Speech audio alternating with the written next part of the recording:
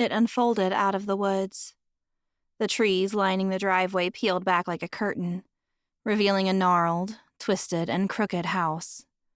Shutters hung loose from the windows, banging against the slatted boards in the breeze. The porch wrapped around the ground floor, covered in dry, dead leaves, a few dancing up in the air. The house had once been white or cream, but all the freshness had faded, replaced by a dirty gray wash, having withstood years of battering. Win Adler didn't know if her father noticed her take an involuntary shiver, but she instinctively wrapped her arms around herself as their car crunched to a halt on the driveway. He let out an exhale and peered at her over his glasses. "We're home," he announced, giving her a heavy pat on the shoulder. "God, it's not so bad, Win. Your mother grew up here, remember?" "Yes, but she left," Win remarked smartly, earning an eye roll from her father, who was climbing out of the driver's seat. "With you, if I remember the story correctly." "I stole her away," he laughed, a slight sadness resting in the corners of his eyes, a memory conjuring up old feelings. "It's a great town, Win. I grew up here too, you know." She hopped out of the driver's seat, stretching her long, jean-clad legs.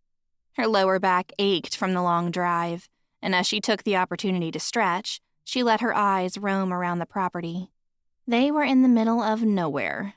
Dense woodland surrounded them, tall red pines shooting skyward, shielding them from prying eyes.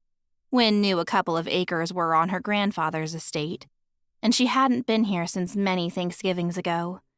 It wasn't often her father wanted to make the drive from Boston. The last time she had been here was when they said goodbye to Rowan. That had been 5 years ago. Win turned and found herself looking back at the porch and the old man standing in the doorway. Tall and broad, he had a long gray beard with tufts of white hair swept back off his tanned face. He wore a pair of cut-off jean shorts and a wrinkled checkered shirt. He met Win's green eyes with his, and she saw the smile there. He strolled off the porch to the back of the car where her father was unloading the bags. He didn't see the older man appear until he slapped him on the back. Win stifled laughter as her father jumped with fright. "John, you scared me." He forced a laugh. "Still know how to creep up on me, huh?" The older man gave her father a warm hug. "It's been a long time, Ben. You could have made time to come and see me once in a while." Win could feel the accusation in his tone, although he said it with lightness. It had been too long, but after her mother passed, her father didn't want to come back here. Cedarwood seemed to hold too many memories. John Hickory held out his arms to his youngest granddaughter, and Win awkwardly went in for a hug. He was so warm it was overwhelming. When he tightened his grip, Win sensed his hidden strength. But something in his arms was familiar and somehow old. Strength she could feel pulsating out of him, and for 1 second, she could sense the earth. When he let her go, she mentally scolded herself for being crazy. Sensed the earth? She shivered and smiled up at him. "Grandpa, where's Rowan?" Win asked, trying to break the strange sensation she'd felt. "She's at work in town, Winifred." She cringed at the use of her full name. "Don't like Winifred, huh? You know Winifred was your great-grandmother's name?" "Yeah, I know." Win appreciated the sentiment, but couldn't her parents have chosen a cool name? They did for Rowan. That had been an ancestral family name, too. Ben glanced up briefly as he set 2 big suitcases on the porch. "Will she be back for dinner?" "She works in Hardee's on Main Street," John told him. "Gets off at 6, I think." Ben took his glasses off and wiped off a smear with the hem of his sweater. That's too bad. I've got to get back to the city. I'm working first thing tomorrow." Win stared at him wide-eyed. "Dad, no," she cried. "You've not seen her for 5 years. You can hang on till 6, can't you?" "Honey, you know the traffic going back up north." He took his youngest daughter by the shoulders. "I can't afford to be late tomorrow." "But she'll want to see you." "No, honey, listen. I'll stop to settle you in, but then I've got to hit the road." He gave her a pinch on the cheek. "Rowan will understand." Her father ascended the porch, armed with the cases, and used the tip of his boot to pry open the creaky swing door. Wynne watched him stumble inside. She went to the trunk of the car and pulled out her laptop bag and her huge cosmetics case, which her grandfather promptly stole out of her hands. "Thanks," she said, but she knew he could somehow sense her disappointment and bewilderment. He slipped an arm around her shoulder and kissed her forehead. Strangely, a jolt went through her, and she smelled something again. Leaves? Being near him conjured up visions of pine needles and swaths of sweeping woodland. Wynne shook the feeling away. "I don't think she's too keen on seeing him either," John said under his breath as Wynne passed him. "Sometimes too much time passes. Too much water under the bridge." Wynne was 16 and had only been 11 when they'd brought her older sister here. Rowan had been a sullen, frosty teenager 5 years Wynne's senior. She had been difficult and withdrawn. Wynne remembered the arguments, the slamming doors, but she still didn't understand why he'd sent her away. It didn't matter how much Rowan hurt her father. Surely nothing could be so bad to give up on her. And now it's my turn, Wynne thought miserably, hugging her laptop bag to her chest and following her grandfather up the faded, carpeted set of stairs. Floral wallpaper hung limply from the wall. An old lamp table with a ticking clock sat on the landing. Everything was old and needed fixing. The heavy green curtains were thick with dust, but it had an oddly comforting quality. "I'm not much of an indoors kind of guy." John seemed to sense her thoughts as he showed her down the hallway. "Your grandma was the homemaker, but it's full of history. A hickory has owned this place since the late 18th century. Ben stood in the doorway of a bedroom. He'd laid the suitcases on the mattress of a tall, queen-sized metal-framed bed. Faded leaf-patterned paper hung on the wall, and the curtains were white with a green trim.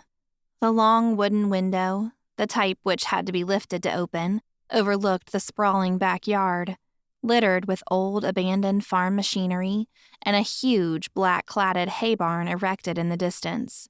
The yard trailed off into dense woodland. Forest walled the yard on all sides, seemingly closing them off from the outside world. She emptied one of her cases, her treasured books spilling onto the mattress. Faded covers of her most beloved classics stared up at them, and John whistled through his teeth. "You have more books than clothes," John marveled, his eyes crinkling with a smile. Ben hauled a case across the floor. "She was top of her class in English Lit in Chester." The warmth of pride in his voice faltered, and his voice trailed off in a way only Wynne seemed to notice. John darted his eyes in her direction, giving her a sympathetic smile. "I was, before I got sick," she said, staring at the patterns on the wooden floor. John picked up a battered copy of Call of the Wild, his mouth twitching into a smirk under his thick beard. A faded Polaroid photo floated out between the dog-eared pages. Wynne snatched it up and shoved it in her back pocket, avoiding her grandfather's gaze. "Well, you're here now." With one hand, he seamlessly hauled the case Ben had been struggling with and planted it on the bed. He gave Wynne a conspiratorial wink, and she bit her lip, stifling a laugh. "City boys," he drawled. Ben gave him a sideways look. "I'll go make some coffee," John said, clapping Ben on the shoulder. "Wynne, get yourself settled in. There are extra extension cables in the cupboards for all your electricals.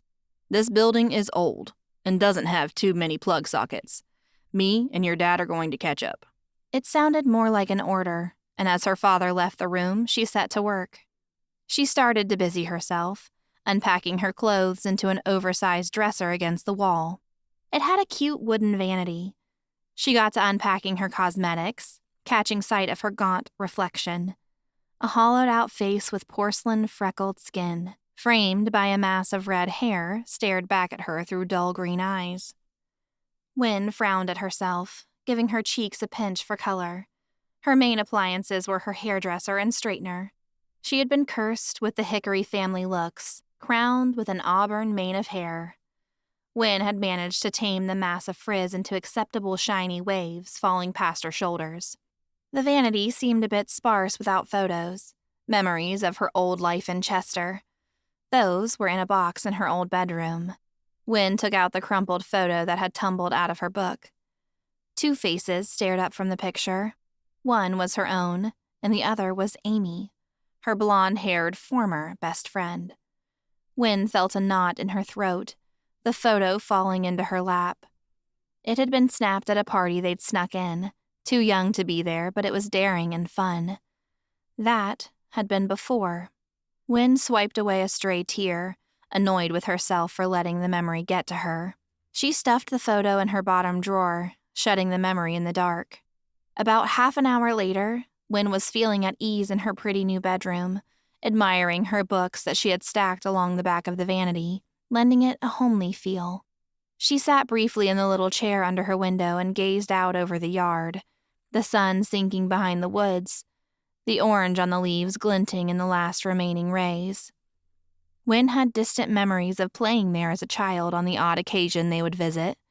She envisioned her younger self running off into the woodland and getting lost. She jerked as if someone had blown on the back of her neck. Lost. Why did that feel so familiar? It was only a distant memory, and she made a note to ask Rowan about it later. Her stomach bubbled with excited nerves at the thought of seeing her sister again.